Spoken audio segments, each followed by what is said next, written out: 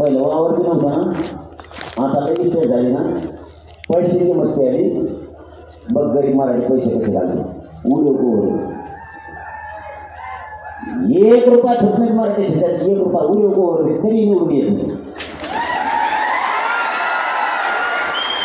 देवेंद्र फडणवीसच्या नादी लागून मराठ्यांच्या आमदारांना मराठ्यांच्या विरोधात जाऊन जाहीरपणानं त्या आष्टी तालुक्यातल्या बैठकीच्या निमित्तानं महाराष्ट्रातल्या सगळ्या पक्षातल्या मराठ्यांना सांगतो, उगाच मराठ्यांच्या विरोधात जाऊ नका. मराठ्यांच्या विरोधात जाऊ तुम्ही तुमच्या हाताने देवेंद्र फडणवीसचं ऐकून तुमची इज्जत घालू नका. तुम्ही मराठ्यांना धरून राहा, हेच मराठी तुम्हाला पुढून नाही देणार. फक्त मराठ्यांच्या आंदोलनाच्या बाजूला राहा. तुम्ही त्याचा ऐकून विरोधात गेले चला. आता मागे झालं तसं, एक जणांकडे इतके पैसे होते तरी मराठ्यांनी पाडून टाकलं. चलता चलता काय सहज सहज कळत तुम्हाला, सहज मराठी मग काम टाकत सहज पाडव चालता चालता असेल.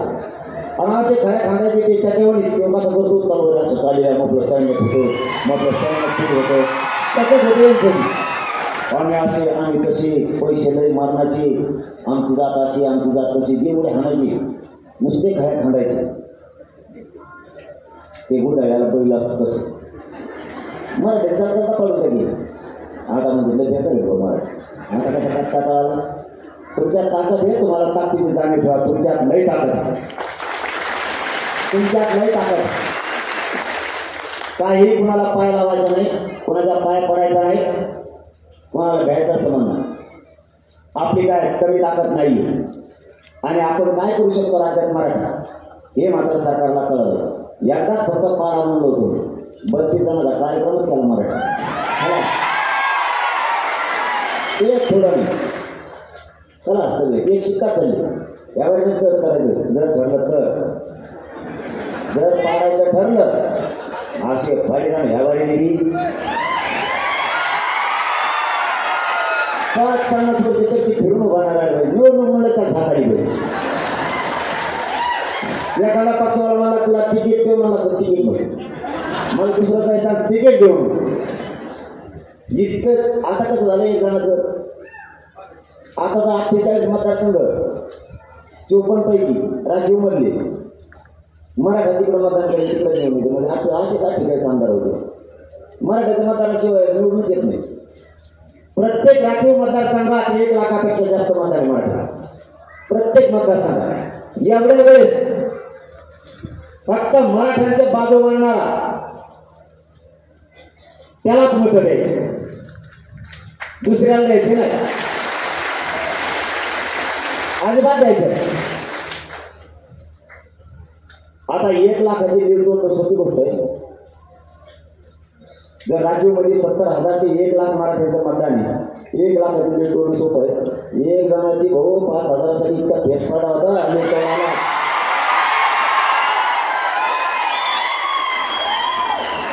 सोपं आहे का भाऊ, ते मराठ्याला देणार होते डबल मजा म्हणले.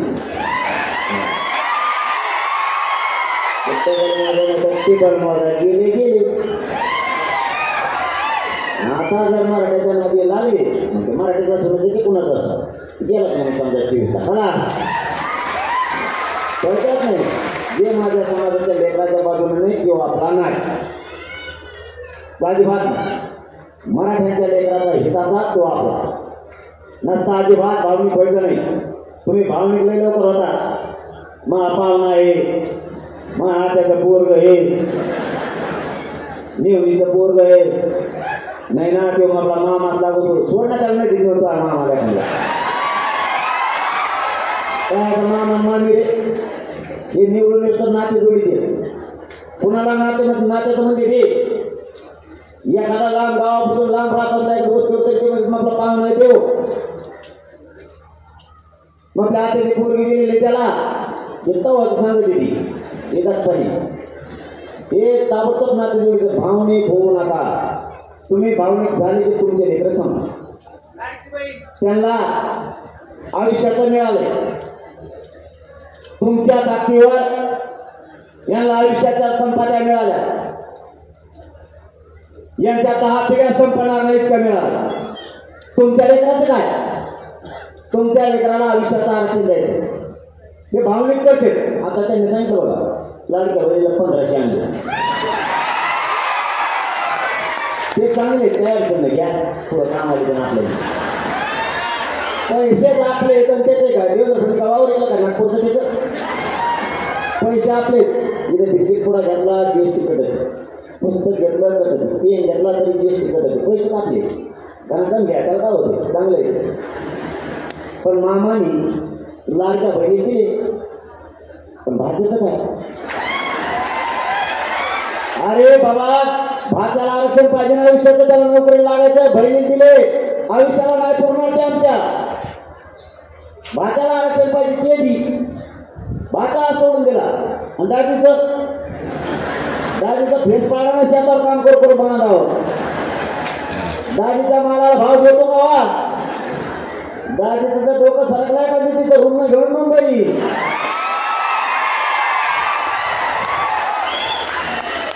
तुम्ही आम्हाला आयुष्याचं द्या ना आणि मी एकदा दाजी घेऊन जाणार ते सगळे मुंबईला.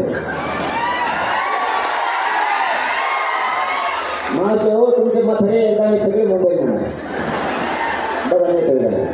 येताना तुमचं मथुरण मी सगळं आरक्षणच घेऊन येणार मागे तो येतच नाही तो तुम्ही रान सांभाळायचे. जाऊ द्या मथऱ्यावर घेतो. आता निवडणूक जवळ आलेली मथऱ्याला कुणी गोड बदलतो कोणत्या नेत्याच्या गाडीत मथर बसतंय तुमचं. त्याला बसून देऊ नका गाडी. त्याला सांगा मथऱ्याला आता समजून गेलाय तुम्ही ड्रायव्हर म्हणा 2-3 महिने आरक्षण ती म्हणा म्हणतो आणि त्याला न जाऊ नका आणि रोज तुमच्या मथऱ्याला जा संध्याकाळी तुम्ही पुढे गेले. रोज विचारायचं माशो एकीनं सोडायचं नाही विचारायचं. रोज मथऱ्याला त्याला तुकडे घालता ते जर म्हणलं की नेते सगळं मला घर लागलं घर पण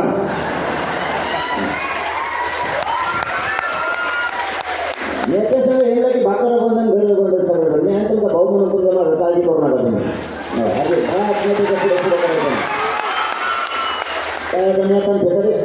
कोणाचा पक्ष कोणाचा नेता कोणाला सांगताय तुम्ही. पोरांचे मुर्दे पडायला लागलेत मराठ्यांच्या.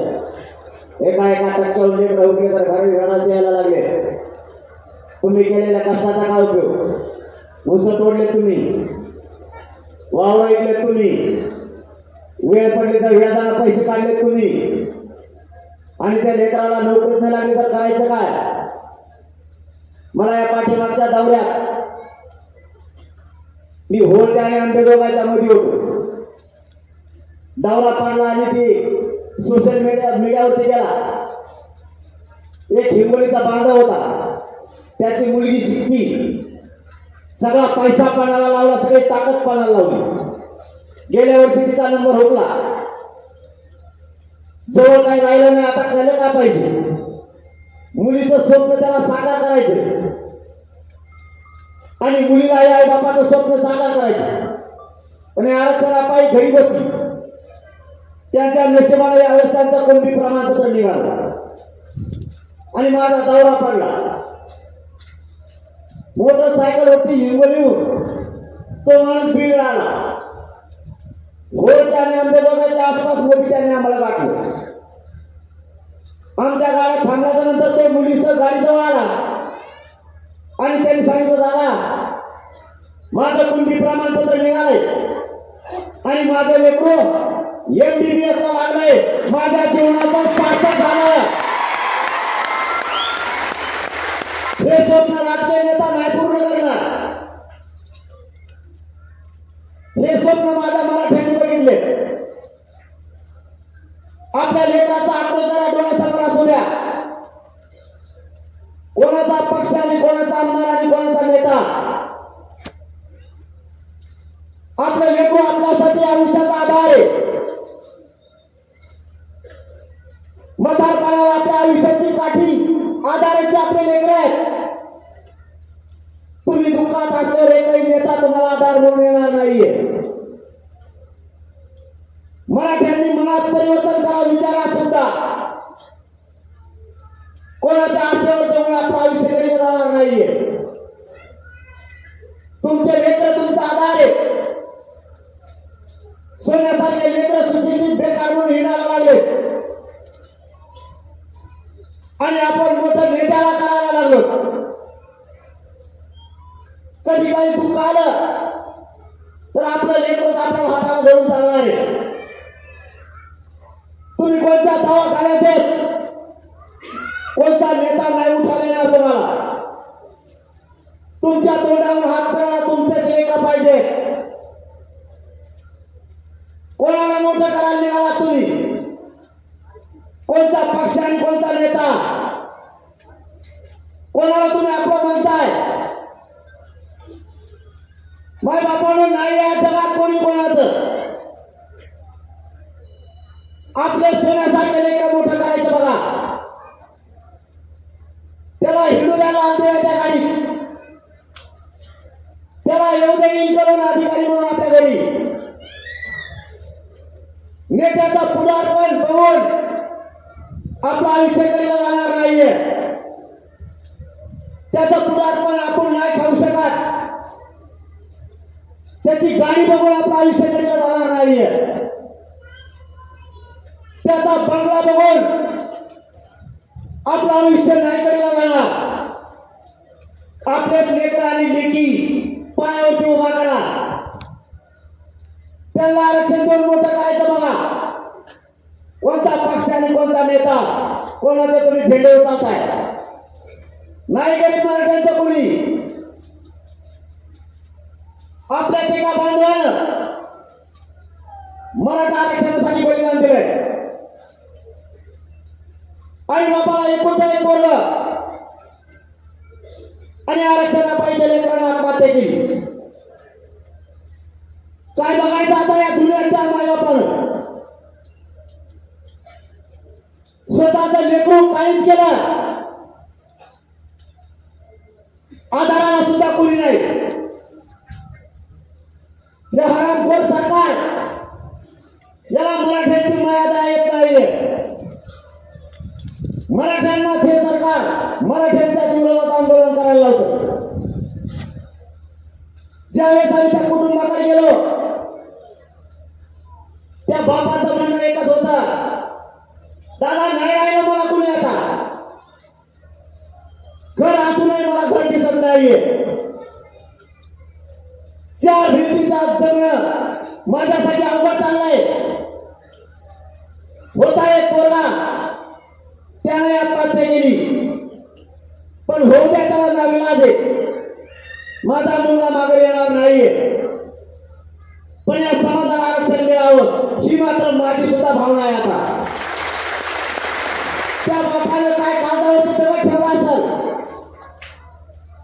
हे शब्द बोलणं सोपं आहे, जीवन जगताना अवघड आहे. या श्रीमंत मराठ्यांना हे नाही कळणार. आमच्या वेदना आणि दुःखाला नाही कळणार. मी समाजाची जबाबदारी माझ्या खांद्यावर घेतली. मला ऐकून नाहीये आणि असूनही त्याचा उपयोग नाहीये. मी या समाजाला माझा मायबाप बनलाय. माझा परिवार आणि कुटुंब तुम्ही माझ्या खांद्यावरची जबाबदारी आहे मराठ्यांच्या लेकराला आरक्षण देण्याची. म्हणून पुन्हा एकदा मी जीवाची बाजी लावायचं ठरवलं. 17 तारखेला सरकारच्या विरोधात आम्हाला उपोषण अंतर्वालीत होणार आहे. पर्याय नाही.